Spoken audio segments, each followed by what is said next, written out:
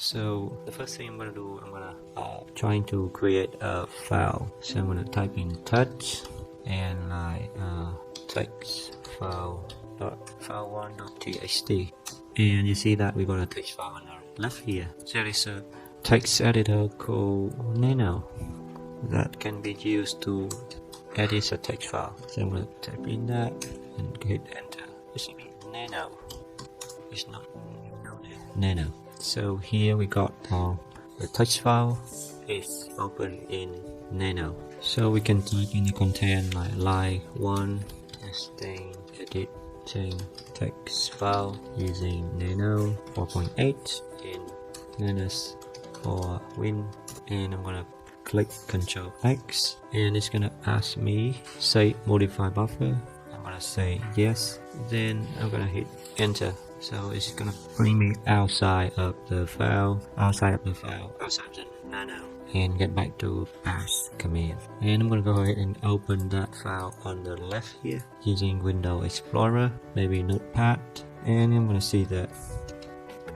And I'm gonna see that it's in here in my, and you can see the content is exactly what I typed inside Nano. So that means it's working. I'll keep it in my editor anymore.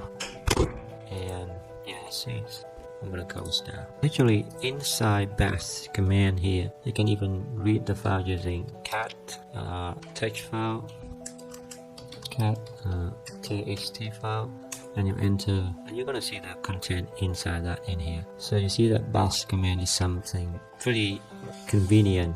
So that's why, probably that is the reason why so many people are hooked to bash command. When they get used to that, and then when they think to use Windows, they are frustrated because there's no bash command in Windows. But now they're so happy that Microsoft actually officially provide bash command in Windows. So there is a program in Linux within bash is very useful, which is tree program. It's going to show the folder structure. So I'm going to type in tree here and enter, but it's not going to work. And it's also helped me to type in sudo app install tree, and of course it will ask me the password for my user account. So I'm going to type in the password very quick now, and it's installing the program tree now for me. Really convenient. You can see that here, and I can even upgrade the system as well using sudo apt-get to update it. So it's gonna download Ubuntu. It will take a while, I think so, but it's very quick and it's already done. So I can also, because I just do a clear one, and I can also do a I think I can get it back here, which is an upgrade, and type in enter. So it's gonna ask me, I just type in yes. It's gonna take a while, so it's like 1 minute to go. So it's pretty actually long to do the upgrade. I think when we do the upgrade thing, a lot of things going on there.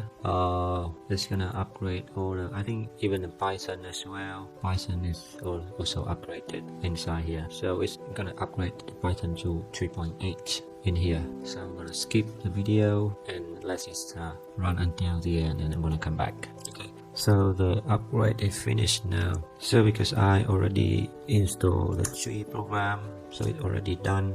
So I'm gonna call the tree, and after I call the tree, I got this structure, and I just do that and get back, and I'm gonna call the tree again. Wow, I got a long structure, really long. It's running forever, I think so. So it's gonna show me all the structure in this folder. It's so crazy, but it's pretty quick. And I'm gonna get back to Nanos.